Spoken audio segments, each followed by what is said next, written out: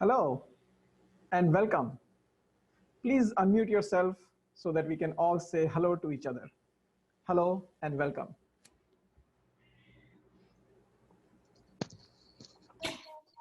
Good morning, everyone. Hello. There we go. There we are. Good morning. Hi there. Good Good to see you. morning, everyone. Hi, this is Greg. Nice to be Hi. here. Good morning, everyone. Hello, everyone. How are you, Greg? Nancy. Oh, doing just fine. It's very hot here, and my father-in-law doesn't have air conditioning. Oh, It's supposed to be Thank over God I 100 degrees today. Greg, where are you? I'm in Redwood City. Oh, wow. hi, Armand. It's, You can see the order of probably service here. by following the link in the chat. If you're getting to know the congregation, Yeah, a couple people were you're particularly back invited home to only. Discovering UUCPA. Next Sunday, September 13th, Amy introduces you to Unitarian Universalism and this congregation, right. answers your questions, and for the first time since shelter in place, But so leads anyway, a it was tour. good. It was good, and Virtual, you know, of people course. had some And their now, own let us begin points our to make service. that were that their areas that they were concerned. As we light the chalice, let us be aware that while the flame glows, it continues to flicker. Let this glow be our cue towards joy and peace. And let the flicker remind us the nature of our mind and renewed existence of every moment.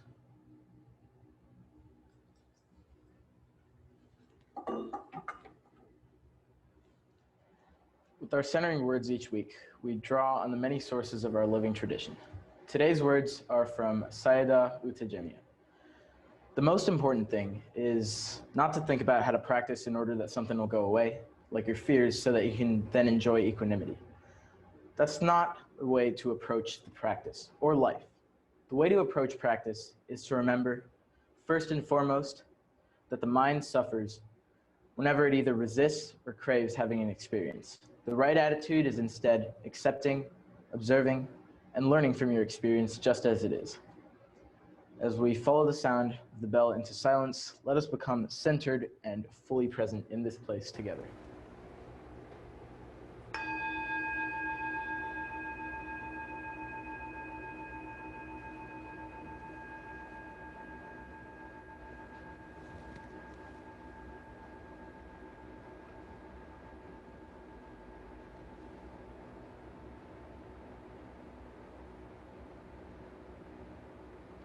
Please join in as Bruce leads us in singing Open My Heart.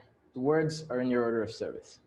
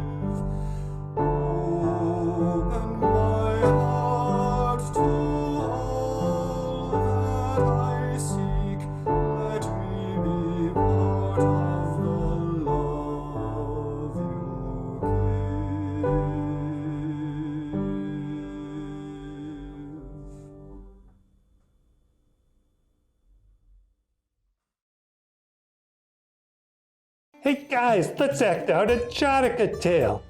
It's a Jataka tale. Buddhists believe The Jataka tales are stories about one of Buddha's previous lives. But I don't believe that people had previous lives. Well, Jataka tales are just good fun stories that can make you think. A monkey lived in a fig tree by a river, and in the river lived some crocodiles. One day, one of the crocodiles said to her son, "I want the heart of a monkey to eat." Now, this little crocodile was stupid, but he came up with a plan. He swam to the tree where the monkey lived. Oh, monkey, come with me to the other side of the river where the mangoes are ripe. But I can't swim. I'll take you over on my back. The monkey wanted some mangoes, so she jumped on to the crocodile's back. This is great! Check this out. And the crocodile dove under the water. The monkey didn't like that at all. Don't dive! I can't breathe underwater! Now remember, this crocodile is stupid. He said, I'm going to drown you so my mother can eat your heart. Oh, that's too bad. I didn't bring my heart with me.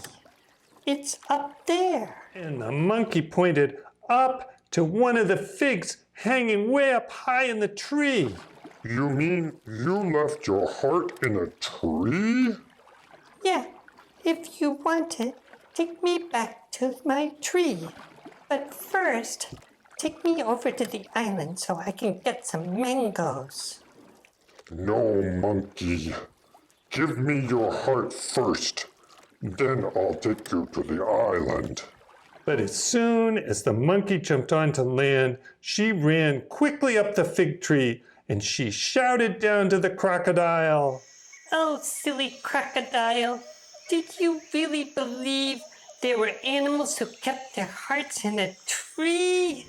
The crocodile went back sorrowing to the place he lived. I like the way the monkey does not have to use violence to get herself out of trouble. I like the way this is a religious story, but the monkey does not call on a god or goddess to get her out of trouble. There are many ways to interpret this story. How do you interpret it?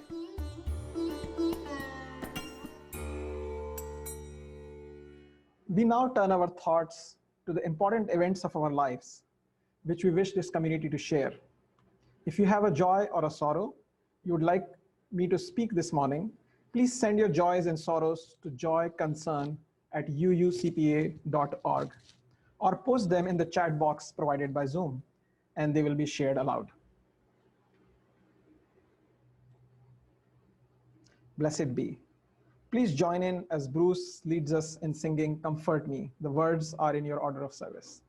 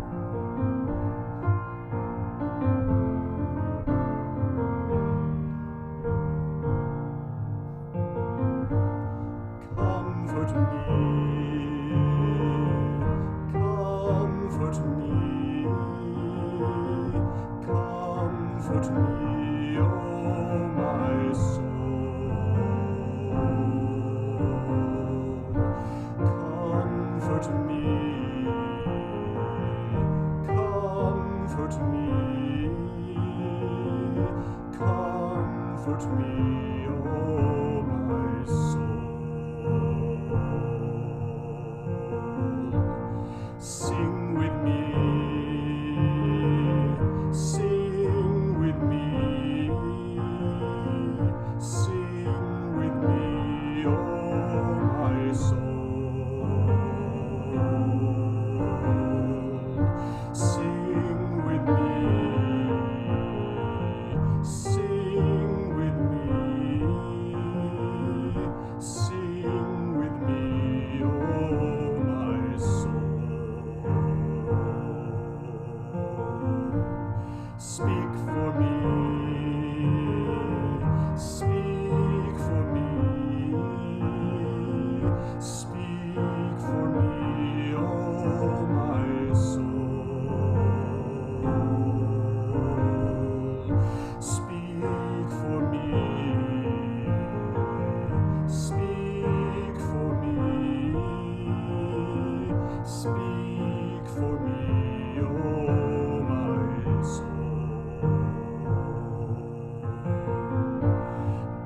Dance with me.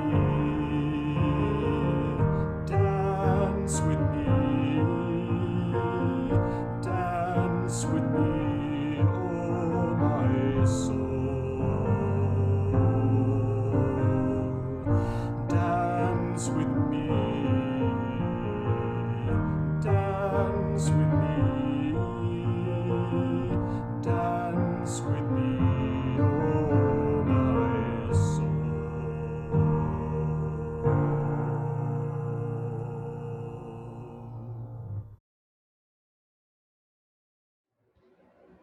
This is a time like no other, a pandemic, disease around the world, an unrelenting foe that has been plaguing us, as it were, for the better part of this year.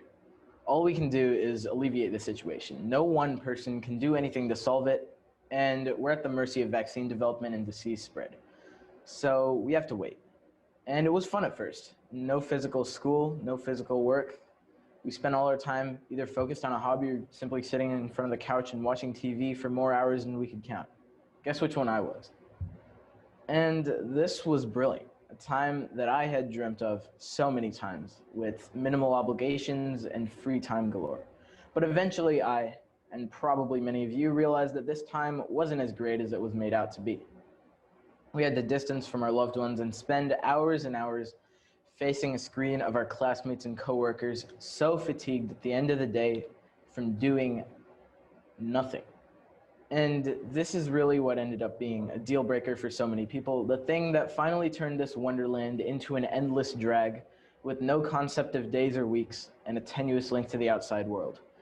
This is not what most people wanted. Introverts needed to go outside occasionally to talk to somebody, and extroverts needed it even more.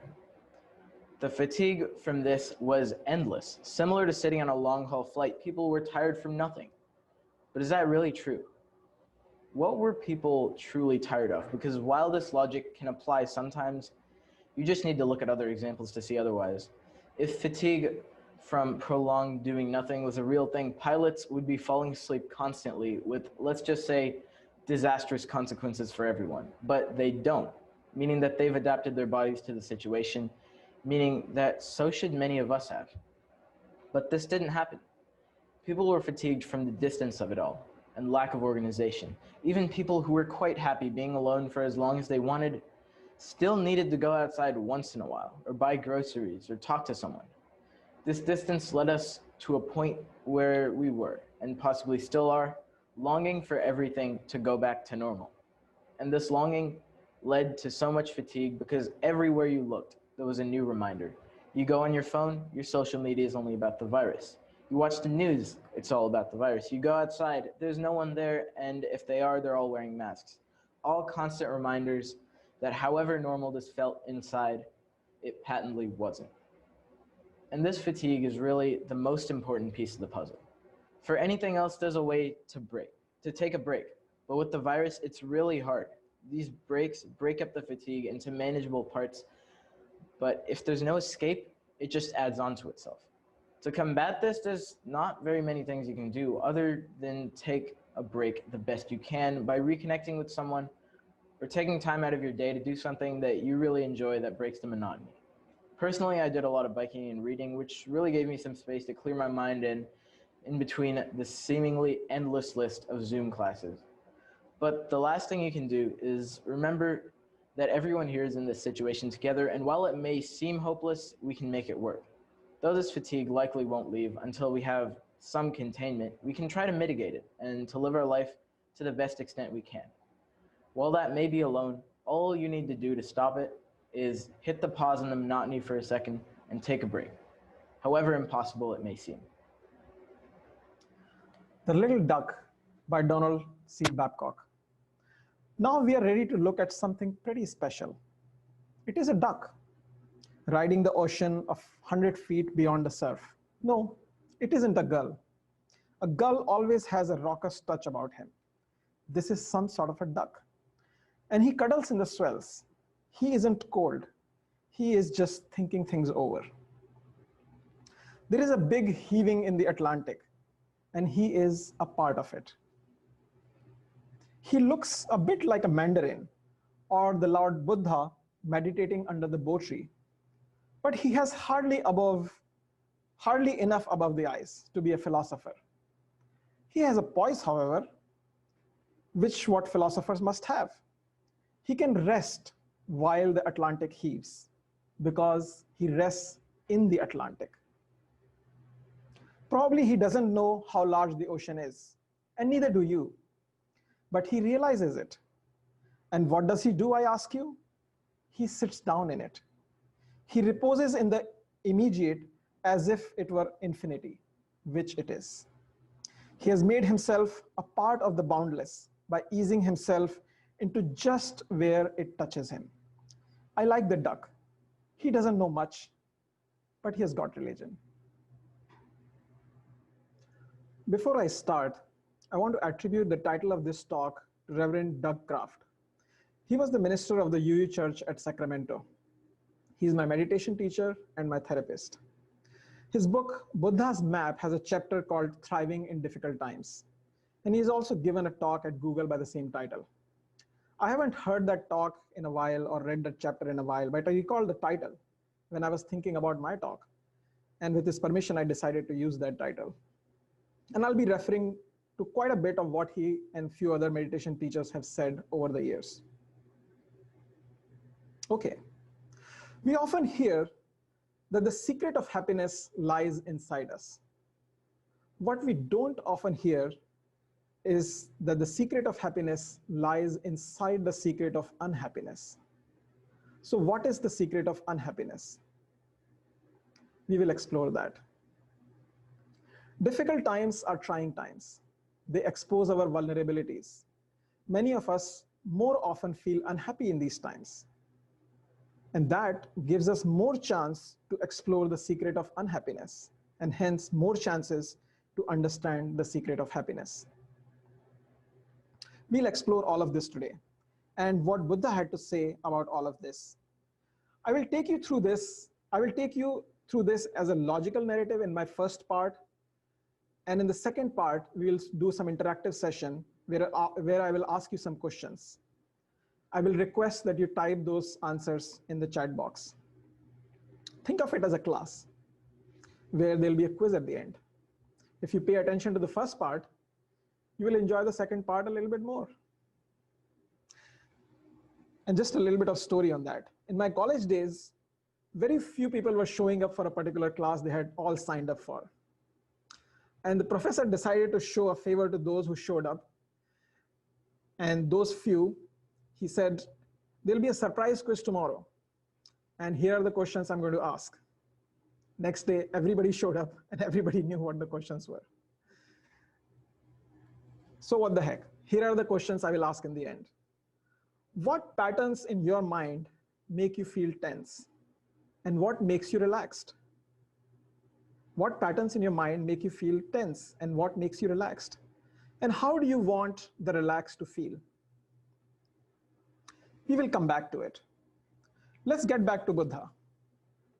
Buddha's journey did not start from looking out for ways to be happy. His journey famously started by seeing that there is unhappiness and dissatisfaction in the world.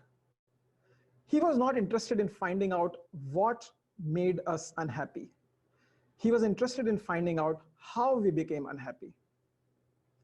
The first sermon Buddha gave after his enlightenment was in the Deer Park in Benares, India, and is often known as the Sermon on Four Noble Truths.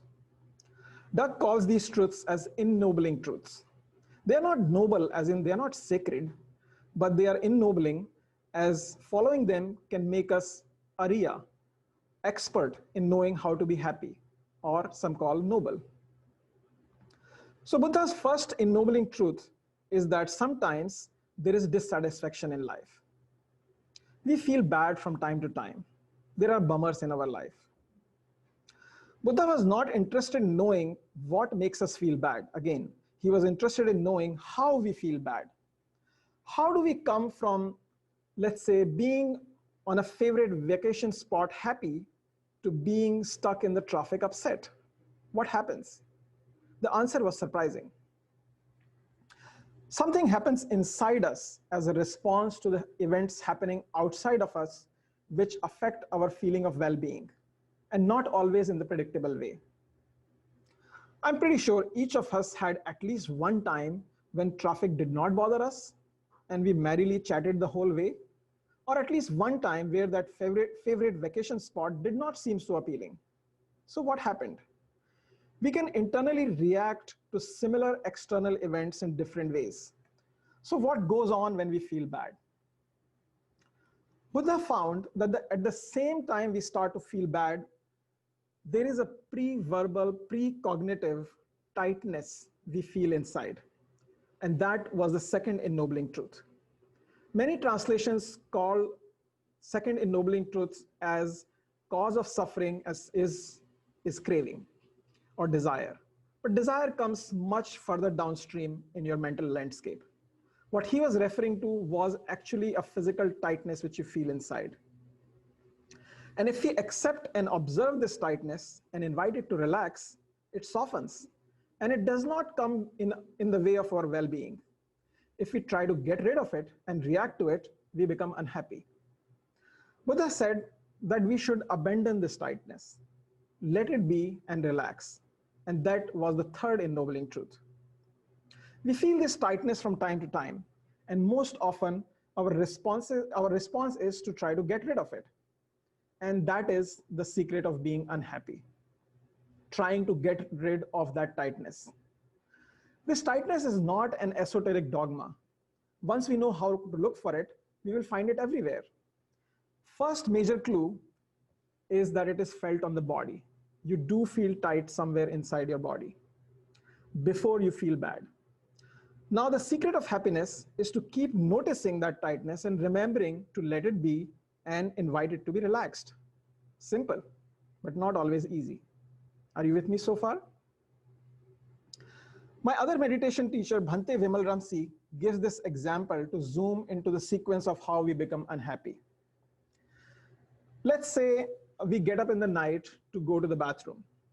It is dark, and our foot hits the laundry basket lying on the way to the bathroom, and we stub our toe. And let's zoom into what happens in those few moments. First, there is a sensory contact. The foot hits the laundry basket. There is a painful feeling. And then there is this tightness, which Buddha called tanha. That tightness is usually followed by naming that experience. I don't like it, just that. And then the storylines start to come up about why this happened, how bad this was. And the storylines could be about why this laundry basket should not have been there, how my parents were always right that I am clumsy, and how the person who put the basket over there is so stupid. Or how I wish this would stop. Am I bleeding? Will I be able to sleep with this? We are wired to explain our experiences with such storylines. We need these storylines to survive in the world. Doug says that they are part of how we evolved over millions of years. On the other hand, our emotional and cultural backgrounds color these stories. Now back to the tightness. The reason we are not able to notice the tightness is because we get engrossed and lost in the storylines. In difficult times, and particularly with the lockdown, we face our mental landscape much more often. We are with ourselves. We face dissatisfaction and bummers more often. We see how our mind tells us stories. Sometimes we start to see those patterns. We see that it is telling us the same stories over and over again. And sometimes we are even able to call the bluff on those stories or those patterns. So when we look at them from the perspective of what Buddha said about the mind, these times seem to provide many golden opportunities. Many more people these days are taking therapy or talking to their friends more openly or family more openly or geared towards yoga and meditation. And what is the mind trying to do all the time? Just as a helpful fitness trainer, the mind keeps telling us exactly where we are stuck. Even though it does not feel good, what a blessing it is. These times point us to the place where we are stuck and show us that these tight, dark spaces are the portals to our freedom. If we learn how to let go of them, we can move into the ocean of happiness, love, and peace. Thich Nhat Hanh said, Happiness is available. Please help yourself to it, as if it was a buffet. And we don't become vegetables after letting go of that tightness. We most fully engage with the problem we are facing. Instead of reacting with that reptilian brain, we engage our executive faculties. We collaborate, we discuss, perhaps find a solution. And more importantly, we chill. We step back and we see the big picture. And that is the benefit of letting go of that tightness. Doug Kraft simplified the noble truths or ennobling truths much further. He said, turn towards the suffering, relax into it, and savor the wholesome qualities. Again, turn towards, relax into, and savor. Evolutionarily, we are wired into either suppressing the feeling or trying to get rid of it. We try to look out into the world to see what is wrong outside. We run away or try to fix the problem. We do fight or flight. Well, why do we have to look out in the world when we are running away? We have to at least know which way is away, right? If our ancestors were looking into the tightness and relaxing into it and feeling great with the world, being one with everybody, they would be eaten by predators. Or if they were relaxing the tightness and feeling content while there was a potential mate or food outside, by the time they're done looking inside, the mate or food may have walked away. And we wouldn't be here. And that's how evolutionarily we are wired to look out every time we feel that tightness. Most people today try to numb out when they feel this tightness or any kind of dissatisfaction. Binge watching on Netflix, talking about inane stuff, immersing oneself in work. We all have our own ways of doing it. None of that is wrong per se, but we also know that avoiding looking into our pain and suffering does not end it. The secret of happiness lies in the secret of how we become unhappy. Yet we don't do it. We don't turn towards our suffering. Turning towards looks very hard and scary. And sometimes it is. However, when we actually turn towards it, we realize that it is not a very big deal after all. The resistance to face it was causing most of the problem. Even Disney tells us to let it go. Let it go, let it go. And what is the it which we need to let go? It is that tension and tightness we feel from time to time as we start to feel bad. Dukkha samudaya. Suffering starts at the same time as that tightness or craving or tension starts. Again, back to the difficult times. Difficult times like these are precious. They expose our vulnerabilities. They offer us opportunities to deepen through them. Difficult times are difficult because the part of the process which helps to bring freedom and healing gets a chance to become super active. It points us to those doors and windows which have been shut for months and years. We are urged to open them. When we open them, initially they may lead us into dark, dingy warehouses or windy alleys. But as we make our way through them, a much quieter, fun, joyous, comfortable place is unveiled. Think about somebody who's trying to hold the beach balls under the water the whole life. All you have to do is let go. Buddha said the unwholesome states are nivarna, or covering which hides our happy and peaceful nature. Believe it or not, happiness is the default state of our mind. The moment you let go of the tightness, you get a blast of happiness. So now back to the quiz on the interactive part of this talk. And I will ask you to write your responses in the chat.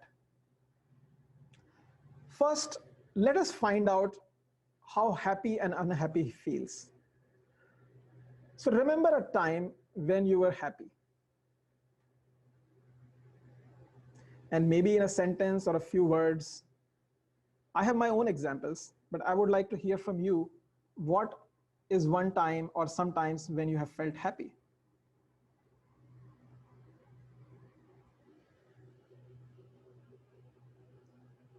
For some people, it's been listening to music. For some, it is meeting their friends. For some, after a workout or getting something done. So Beth says here, when I'm with my daughter and granddaughter. And Barbara says, hugs from grandchildren. Richard says, when I got a good health report. Christy says, when my granddaughter ran and jumped into my arms when I came to her school. Jane says, peak of the mountain on a hike. Dave says, smell out in the nature. Elsa says, walking in the nature. John says, looking at a black-eyed Susan flower. Very nice. Eric says, I remember being on a river rafting trip. There was friendship, exercise, sunshine, scented air, and all of that. Nadine says, these are scrolling faster than I can read them. A green cup of tea. Let me sample them now. When I was able to connect to other people, when I came to understand of what I believe, watching the summer solstice sunset on the beach, delicious food, singing in the choir, sitting as a family looking for the comet, floating down a river, enjoying a dinner in the backyard with dear friends, in a grove of redwoods, and when I have a meal with my son's family.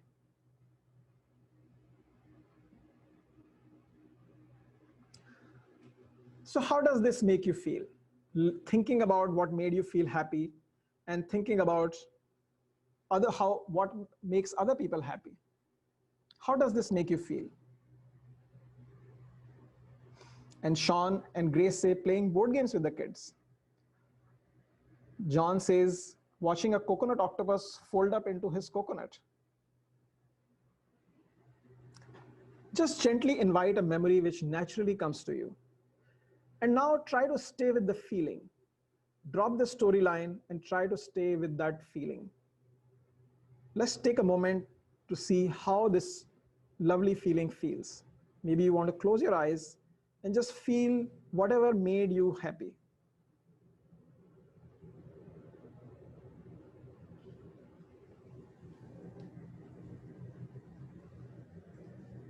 Does it feel mellow and serene and relaxed, or does it feel tense and uptight?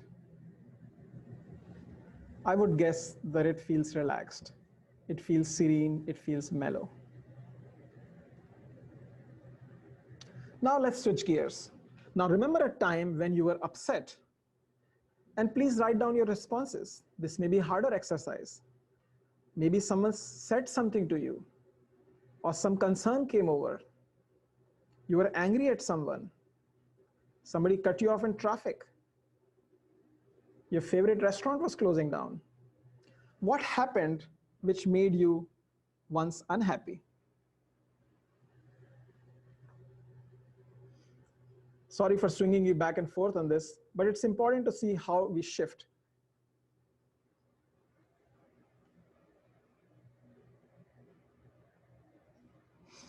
Richard says, when I lost my computer files. Mary says, her daughter's suicide, losing her daughter to suicide. Sean says, 2016 presidential election. Vijaya says, when I was having regular anxiety attacks. Dave says, the closing of parks. When I imagine how divided we are, upset every time we hear from the Donald. Berating myself for laziness about exercise, finding the dishwasher wasn't run, hearing family members fight, when my father died, seeing a favorite tree cut down. My colleague at work criticized an idea of mine and didn't seem to understand it. Hearing about my sibling's serious illness, arguing with people on social media about current politics, when my big sister died.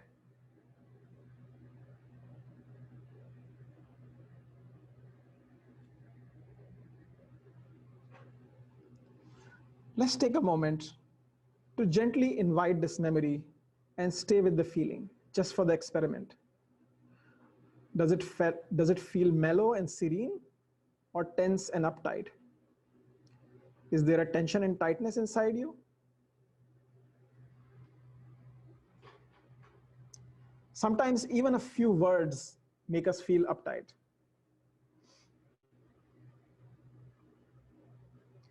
Someone here says, witnessing the suffering of homeless animals.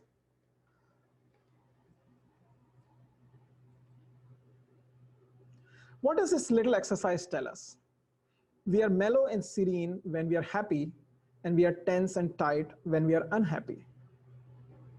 We can deal with this tightness either directly or indirectly, at a micro moment-to-moment level or a macro activity level. If we do at the macro activity level, we may not influence the next moment, but over time, we can have a tendency to be more relaxed. So now let's delve deeper. What makes you tense? What patterns, not what event, but what patterns in your mind make you unhappy? Or another way to say it is that how do you hide your comfortable and peaceful nature? We are not again interested in the storylines this time, but in the patterns themselves. So maybe write a word or two about what patterns, worry, anxiety, fear, over responsibility, trying to do good all the time, trying to be too busy. What pattern makes you feel tense and tight? Self-criticism. We all have that. Catastrophizing, criticizing.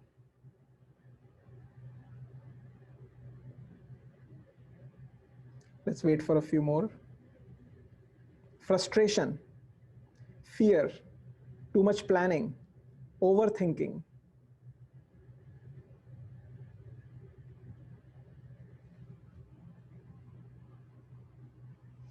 Now, in one or two sentences, what would be your way of relaxing? What makes you relax or uncover the wholesome? What opens you up? What activity or behavior? So first we talked about what made us happy at one point, but now we are talking about a happy pattern. What activity or behavior makes you feel relaxed and happy? Regular exercise, doing yoga or meditation, that's for me. Cooking, talking to friends. What is one activity? We have singing, meditation, deep breathing, compassion, hiking, cycling, singing hymns and psalms, taking pictures, editing and posting them, accomplishing something I think is important to solve, letting go, walking out in the nature, reading an engaging book, taking a good nap, helping someone, talking to my dog Ben. So now we see there are many patterns or behaviors inside us which makes us feel relaxed and happy. Now, again, in a few words, when you're relaxed, what feeling are you looking for? Peace, joy, feeling rested, feeling balanced, feeling healthy? What feeling are you looking for? Feeling loved, being able to love others? Gratitude, exaltation, serenity. We get another one on serenity, being balanced, acceptance, calmness, connection. We are looking for all of those wholesome qualities. Equanimity, being lost in time.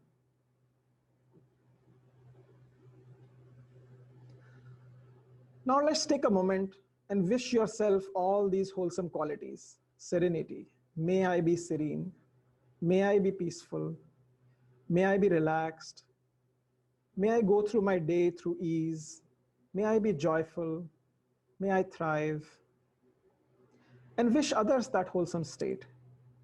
And see if you can commit to do one or more activity which you said helps you uncover or relax into the wholesome states. Instead of putting them off, how about you make it a habit of getting into those activities which makes you relaxed? Do something which relaxes you. It may not always be pleasant, by the way. Pleasant is different from feeling relaxed. It could be yard work or learning to play music or learning something new that may not be relaxed, that may not be pleasant, but it may take you to feel relaxed. So what we talked about so far are indirect ways of letting go of that tightness. If you feel motivated to learn how to work with the tightness directly, like taking the bull by the horns, you may want to learn how to meditate or work with a therapist. You can then let go of the tightness at a moment-to-moment level. Like in a game of Tetris, the solid brick walls collapse and disappear, that's how you will see your tightness going away. Or Pac-Man gobbling up cookies, that's how you will see that every time the tightness comes, you're able to let go of it. I will post a couple of links on the chat. You can read this tiny booklet about loving kindness meditation by Doug Kraft, or join a 10-day meditation retreat by Dhamma Sukha. These retreats are always free and are solely for people to learn how to abandon that tightness, or Buddha called in Pali tanha. So back to where we started. Secret of happiness lies inside how we deal with unhappiness. When we let go of that tightness directly or indirectly, we reveal our natural, happy, peaceful mind. Every time you feel unhappy, rejoice. That's your chance to let go of that tightness. And if there is one thing you take from the talk, I hope it is to notice what relaxes you, what puts you at ease, and after doing the activity. During that activity, for example, watching TV, you may feel fine, but after a workout, you feel great. And that's how to evaluate whether you feel relaxed or not after the activity. What puts you at ease, and do that more. Be aware of what makes you feel tense and tight. And every time it comes up, don't fight it. Let it be and relax into it. I wish you all well. Let us work towards thriving in difficult times. As a part of the free church tradition, we accept no money from any governmental body, nor do we receive money from any ecclesiastical authority. In order that we remain free to govern ourselves, in addition to their annual pledges, each week our members and friends may choose to give an additional contribution as a public witness that we are and shall remain a free church. With our offering, we also assert that we are part of the interdependent web of existence. 1 week per month, your gift goes to the chosen community organization. So later this month, we'll take up an offering for our justice partner, Hotel de Zinc. The order of service gives a QR code and link, and also information on using text to give by Give Lively. If you're visiting for the first time, you are our guest. Please enjoy the music with a clear conscience. Thank you. And now, Bruce and members of the choir will lead us in singing Meditation on Breathing. Pick a part and join in.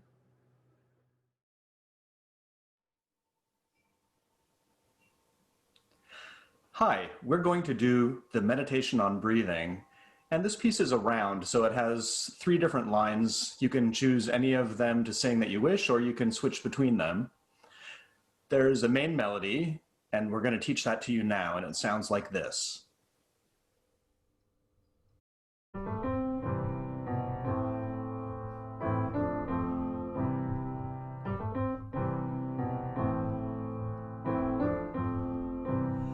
When I breathe in, I breathe in peace. When I breathe out, I breathe out love. When I breathe in, I breathe in peace. When I breathe out, I breathe out love.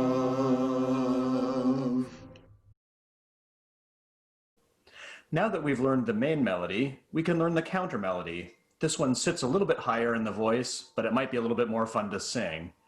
Here we go. When I breathe in, I breathe in peace. When I breathe out, I breathe out love. When I breathe in, I breathe in peace. When I breathe out, I breathe out love.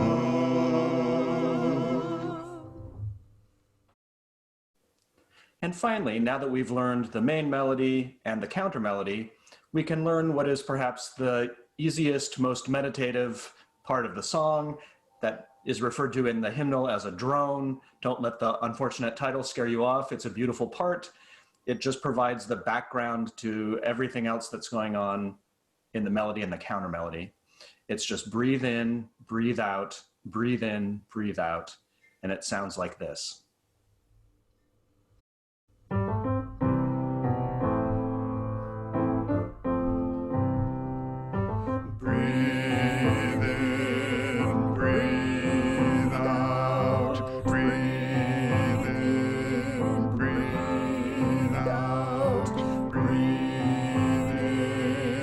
Breathe out. Breathe in. Breathe out. Now that we've learned all 3 parts of the piece, we're going to do the entire thing together. We're going to repeat it 5 times. So feel free to take whatever part feels good to you. Feel free to switch in the middle if you want to move to a different line. If you have more than one person in your household, we encourage you to each take a different line and let the full meditative effect of the piece wash over you. Here we go.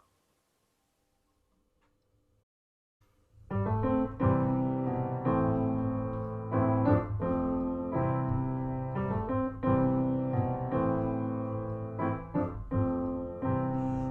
I breathe in, I breathe in peace. When I breathe out, I breathe out love. When I breathe in, I breathe in peace. When I breathe out, I breathe out love. When I breathe in, I breathe in peace. When I breathe out,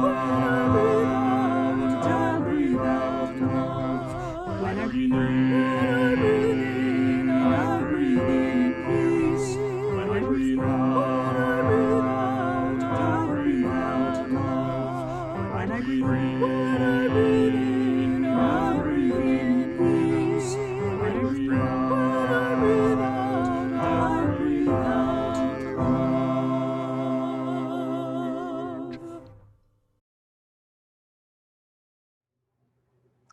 As we extinguish the chalice, let us be aware that this flame is not continuous.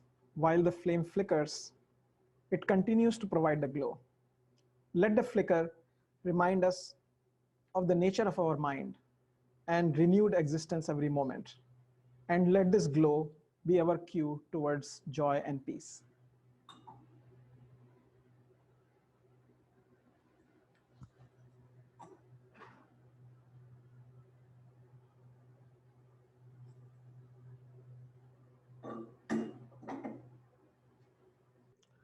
Please stay after the benediction and we will be randomly assigned to breakout rooms. BJ Wyszynski, our membership engagement coordinator, will be at the virtual welcome table in the main room. So do visit her there if you are just getting to know the congregation. That's also the room to return if you would like to move on to a new breakout room. The rooms will stay open for half an hour. Please unmute yourself and turn on your video while we say our benediction together.